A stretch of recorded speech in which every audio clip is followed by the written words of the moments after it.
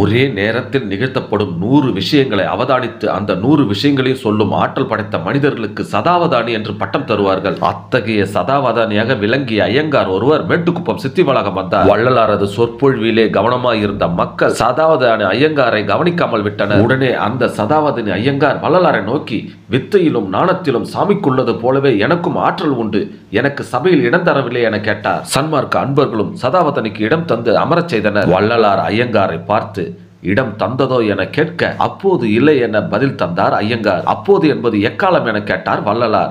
இறந்த காலம் என ஐயங்கார் பதில் கூறினார். இறந்த காலத்தின் அளவு என்ன என வள்ளலார் கேட்க, விடை தர முடியாமல் ஐயங்கார் அமைதியாக இருந்தார். 1008 செந்தாமரை இதழ்களை அடித்து ஒரு ஊசியால் அழுத்திய காலம் இறந்த காலம் என வள்ளலார் விளக்கினார். நீர் அமர்ந்தது இறந்த காலத்திலேயே, இன்னும் அந்த காலம் இருக்கிறது என வள்ளலார் அறிவித்தார். அஷ்டமா சித்திகள் பெற்ற வள்ளலாரின் அருமையை உணர்ந்த சதாவதானி விசிறி எடுத்து வள்ளலாருக்கு வீசினார்கள்.